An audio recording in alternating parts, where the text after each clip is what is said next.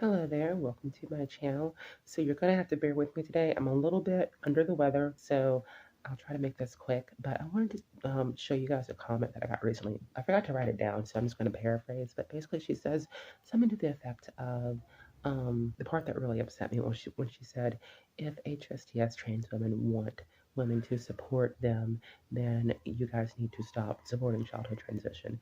And that just really rubbed me the wrong way. Not because I want to go around rounding up kids and transitioning them, but mostly because you being nice to me and accepting me should not be conditional on me agreeing with and supporting like every viewpoint that you have. If you want my honest opinion about childhood transition, I think there are times when it's the wrong answer and there's times when it's the better of two options. Okay, so what do I mean by that? I've read about like I read this book called Travesti. I mentioned it in different videos by this guy named Don Kulik. He studied like the population of like Brazilian travesti prostitutes in the um, I think like the 1990s. But anyway, it was super common for travestis to run away from home at the age of like 12, 13, and start working the streets and in order to buy, estrogen and like hormone injections and that sort of thing. Super common. And this is also something that I hear commonly about that happens in the US. So I think in a situation like that, there are going to be kids that are just going to be happier living as trans that like will run away from their home if they have to, or that get kicked out of their home because they come out as transgender to their parents. And that kind of situation, just give the kid the hormones. Like if it's between that and them risking their lives by like living on the streets and working in prostitution, it's a matter of harm reduction here. You see what I mean?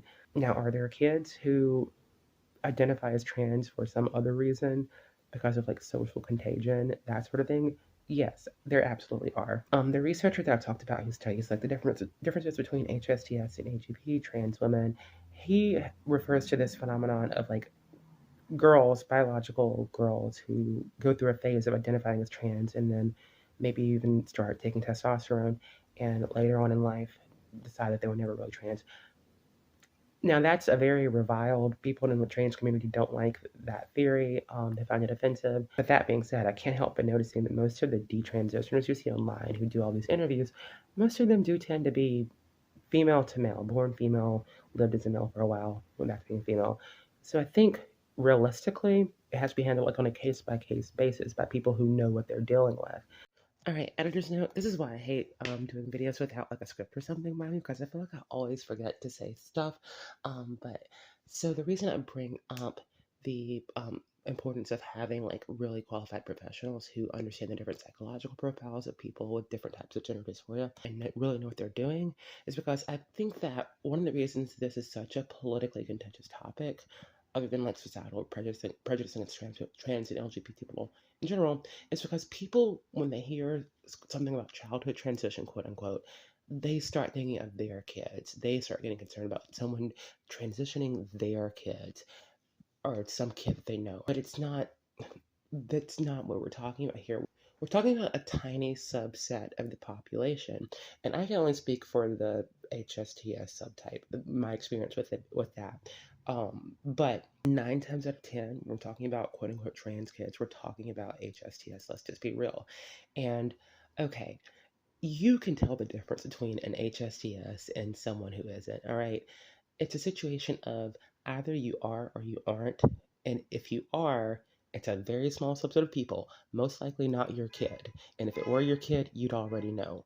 Okay? I'll give you an example. This summer, I came across this video that a mom posted of her two kids getting haircuts. And it's like I can't play the music because it's there's this Tinashe song, "Nasty Girl" by Tinashe is what he's singing along to, so I don't want to get a copyright issue. But it actually made me kind of emotional watching this, as silly as that sounds, because when I was his age, back in my day, the song was "Bossy," not "Bossy." That was a few years later. It was "Milkshake" by Khalees. Okay, so what I'm saying is, I see a lot of myself in that kid, and it actually helped me as an adult to be able to look back at my childhood self with a little more compassion by seeing that, oh, this kid's just being himself. There's nothing wrong with him, you know. But what I like is the mother pointed out the contrast between her two sons. The one on the left is clearly a little queen. Okay, that's just how he is. That's what he's going to be, no matter what anybody tries to tell him or tries to punish him for it. That's what he's going to be. That's what he already is. The one on the right, it's probably gonna be straight. Let's be real. Like he's just a regular boy. Okay. And there's no amount of being around each other, no matter how much the regular boy is around the queen, the little queen kid. The regular boy is not going to become a queen. He's not going to become gay being around this kid, all right? And the other one's not going to become straight. It's a situation of either you are or you aren't. And if the one on the left came to his mom, and he might have already done this, okay? If he came to the mom and was like, I feel like a girl. I want to wear dresses. I like makeup. I want to, do what girls do, and I want to be a girl. I feel like I'm a girl. I don't feel like the mom would be remotely surprised. And she knows that. That's why she posted this kind of thing, because she knows that her son is different. Everyone in this kid's life knows that he's different and would not be surprised if he wanted to ever in his life transition. If the one on the right did it, if the one on the right came to his mom and said, I want to be a girl, that would be a lot more surprising and much more. It would be much more likely to be something that's a phase or that's not genuine if you were to ask me. And also, the likelihood of the kid doing that, saying that he wants to be a girl, is very low. So if you're concerned about, I'll say all this to say, if you're concerned about your kid getting trans, to quote unquote, in school or whatever, it's most likely not going to happen. You most likely do not have a kid like the one on the left, and if you did, you would know it. Anyway, so with that, I'm also going to segue into I want to play a clip that explains what quote unquote childhood transition is, just so we're clear on what we're talking about. So here's the clip. This comes after the executive order titled, quote, Protecting Children from Chemical and Surgical Mutilation was signed. It's a gross mischaracterization of what gender-affirming care is for children. Take it from Roz Keith, a parent of a trans son and founder of the nonprofit Stand With Trans. Roz explains young children, like, for example, a 5-year-old, would only ever undergo something like social changes. There are no medical changes that are going to happen at that age. Once a child hits perhaps 10, 11, 12, if they have been insistent, persistent, and consistent with that gender declaration, then probably what comes next is a consultation with a pediatric endocrinologist. The endocrinologist prescribes hormones, but you don't walk into the doctor's office and get a prescription. And the reason I'm playing this clip is because a lot of people seem to believe that kids are getting surgeries, getting genital mutilation, sexual reassignment surgery, which is just not happening. It's illegal to perform a genital or a reassignment surgery on someone under the age of 18 in the United States. It's not happening. But it's a useful dog whistle, or like it's a useful straw man, because people, if you try to tell them that if they're wrong, that this doesn't happen, they will just ignore you and keep saying that it does, not because it's true, but because it's a useful straw man, so they can argue against, they can make the idea of a child identifying as trans, even if they're just socially transitioning, they can make that sound a lot scarier if they pretend that the child is getting their genitals changed surgically. Even though it's not happening, as long as they're able to get away with it and people pretend that it's true because they want to rationalize their negative feelings too. It seems like that's what people are just going to keep doing. So I think it's really important to call that out. Not because I'm super on board with kids being trans or whatever. I think it's not an ideal circumstance for anyone. Being trans is hard, but the fact of the matter is it's life. Some people are going to be trans. Some people are very gender dysphoric, have gender identity disorder, and that's just a fact of life. So what can you do that's going to create the least amount of harm for an individual? I also want to throw in, I can't remember if I made this point earlier, but the kid that I showed the picture of, like, there's a lot of people who are like, oh well, he'll just grow up to be gay, they'll just let him grow up to be gay, and that might happen, and maybe that might be the better outcome for this kid. Okay, I don't know the kid, but I also feel like people preferring that the kid just grow up to be gay is often the result of a prejudice where gays are seen as more tolerable than trans. Trans is even more uncomfortable, even more scary to people. So they're like, well, just come to be gay. They'll even tell transgender HSTS adults, why don't you just be gay? Because they're more comfortable with that. It's not because they think that letting this child grow up and telling them to just be a gay man is what's best for him or what's going to make him happiest. It's because that's more comfortable to them. So I'm not advocating for one outcome or the other, but I do want to call that out too, that is a prejudice that people need to be mindful of within themselves. Obviously, a perfect system is never possible, but my point is, that is what I really think about childhood transition. Sometimes it's the right option, sometimes it's not. I'm not going to get on here just so people will accept me and like denounce any child ever transitioning, because I don't think that's the right approach either. And I shouldn't have to pretend like I don't have my own nuanced opinion about this just so that I can appeal to people that are going to give me crumbs of acceptance. Do you understand what I'm saying? But anyway, yeah, that is a big part of why that comment just kind of rubbed me the wrong way. Also, the bit at the end that's like women have a lot of influence over men or that sort of thing, like basically threatening me. Like if I don't go along with what you believe and what you say, then what you're going to tell men to not be nice to trans women or to whatever. Well, that's nice of you. But in any case, yeah, that felt like degrading to me in a way. And there's been times in real life where say like I enter a new social group. This has happened several times in different social groups. And I don't think a lot of the people usually meant bad by this, but trans is just such a hot button topic right now. And the minute that me being trans kind of came up, people would go in like, oh, well, I don't have a problem with trans people, but I just don't like the trans people in sports, or I don't like transitioning kids or that sort of thing. Like, what do you think about that? And it would feel like I had to kind of like prove myself. And back then I would like give my opinion on it. Like, yeah, I don't think, doesn't seem to me that trans women in sports is a good idea. I'm not convinced that there's not a physical advantage, that sort of thing. But just because I agree with you on that doesn't mean that it doesn't feel weird for me to feel like I have to sort of apologize on behalf of trans people, or like of the perception of trans people that people have, that I have to, accommodate that in a way in order for people to be comfortable with me. And I used to do that. And when I look back on it now, it in a way feels degrading. Like it feels like conditional acceptance. Like I'm coming into the situation as someone who needs to prove myself as opposed to like someone who is an equal. And maybe I'm projecting a lot to a degree, but that's the way it felt for me. So going forward, whenever that sort of thing happens, I think I'm literally just going to be like, well, I don't know anything about that, which is fairly truthful. I don't know a lot about those topics. I'm not an expert on anything.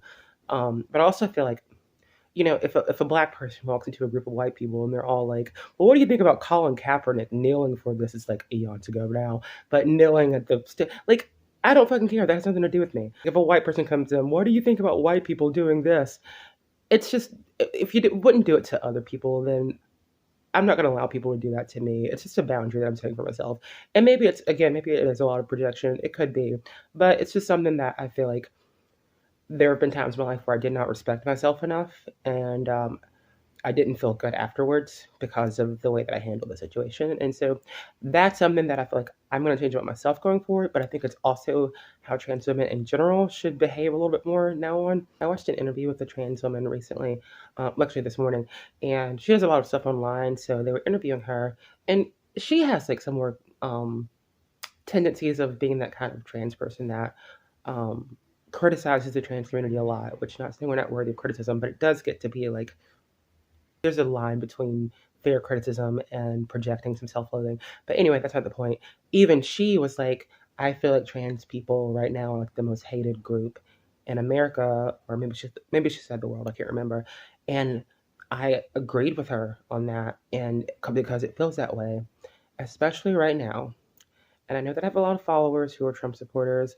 I have friends who are Trump supporters. I've dated Trump supporters. I've hooked up with a couple of Trump supporters. And I like most of these people. And I feel like I understand them in a lot of ways and agree with them on some things. But in my mind, I have always thought that Donald Trump was a jackass, honestly. And I think that even more now, some of the stuff he does lately is crazy, but like the going after the trans community, like every day some new executive order. First of all, he ran his whole campaign on trans this, trans that, stirring up people's animosity, and now he's like, trying to pass legislation, these executive orders, and everything. And one thing I would recommend is whenever you see news stories about that stuff, do not read the comments because it's full of vitriol. Like it's very much socially permissible to say hateful things or to have very negative, hateful opinions about trans people and to express that openly. And it's just full of that right now. Like it does really feel like we're the most hated group in the world, or in America, in certain senses at least. And that can really start to wear on your mental health. And I'm sort of like of a divided mind right now. There's a part of me that's like, why aren't we out like marching and like burning shit down, like called raising hell, saying that we're not going to take this? Part of me wants to like, react that way. And there's another part of me that's like, I think this administration is a joke. I think Trump is a joke. I think people who lash out this way at trans people or about LGBT people in general, it's usually their own issue. It's usually something they're insecure about.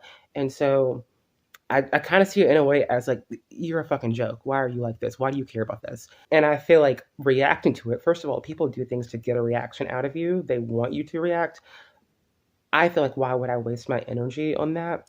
So the other half of my mind wants to just pretend that none of this is happening and just go on about my life as usual. The fact that trans people are so disliked and there's so much animosity, it's something that can really start to wear on your mental health. That's why it's hard for me to like really wrap my head around how people can justify treating people that way and like saying the things that people say. Like, it can kind of make you lose faith in humanity. Like, honestly, to know that people hate you without even knowing you or dislike you without even knowing you, it it hurts. Like, it's something about the world that is painful. Like, it was hard for me to acknowledge that to myself, like, I was in denial about the level of animosity and vitriol. I tried not to let myself see it, so whenever I would encounter it, I didn't really know what to make of it. It's a painful thing to have to admit to yourself about the world, but it is what it is. And I've had times where I've felt sorry for myself, or I felt angry at the world. But then you have to like kind of put things in perspective. Like, you think you have it so bad, then you see, in my case, I saw like this adorable little kid who had what's called Engelmann syndrome. I'd never even heard of it before, but causes a lot of developmental issues. And you realize that like, if that little 5-year-old kid can manage that, and his mom can manage having to watch her child suffer and not have the life that she had wanted for him, I should be able to manage some people being haters or people being rude.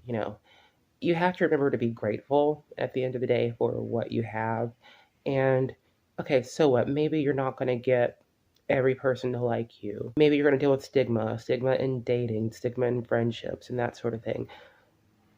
But you have to look at the bright side, that it gives you the opportunity to find people who are really genuine. It makes it all the more rewarding whenever you are able to get through to someone or connect with someone who maybe had some prejudices, and like maybe you challenge that for them and you learn something from them too. And like, life is all about learning. I think there's a person that said like their spiritual belief, which I don't know if I believe this or not. I'm not sure what my spirituality is, but that my take on what she said was that I think that people are given our paths in life for a specific reason, because we're built to handle it, and we're supposed to maybe learn something, maybe teach something to other people. Not to say that I'm like, I'm educating everyone. I'm just some woke person going around educate.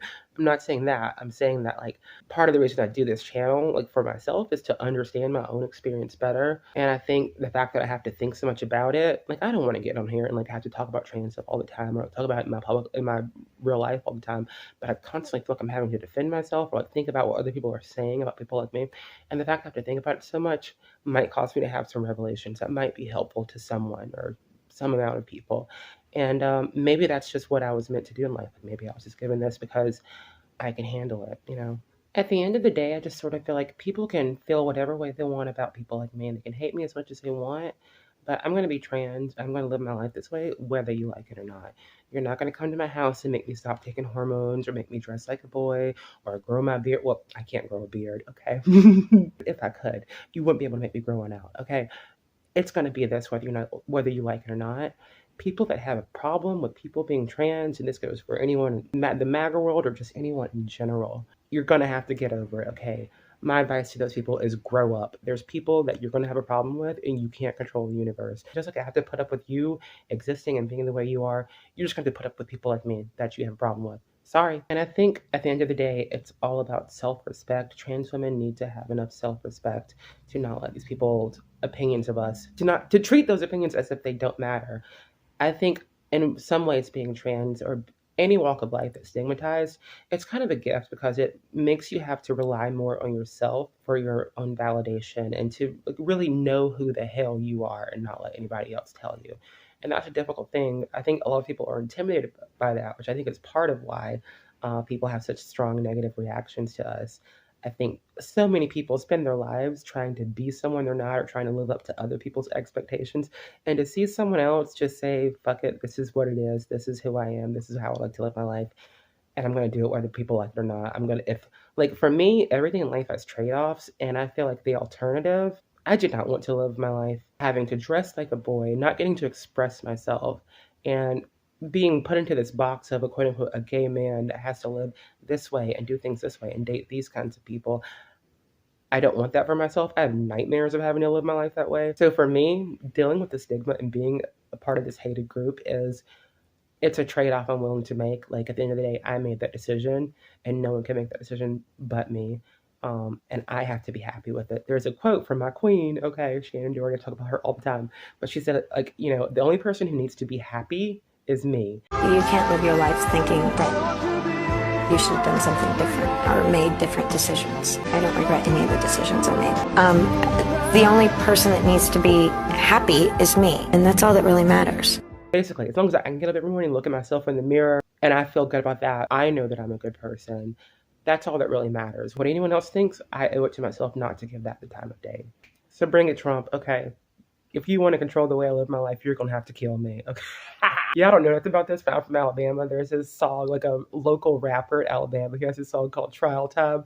And even though it's about him being a dope dealer in the 80s, I've never been a dope dealer, but in some ways, like, I just identify so much with the lyrics. There's this part where he's, like, talking about being in court, and he's like, I'll make y'all motherfuckers kill me. And if that shit don't work, I'll make y'all bitches kill me in this motherfucking courtroom.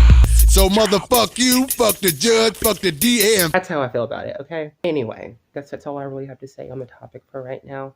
I hope everyone has a great day, and I'll talk to you guys later. Bye.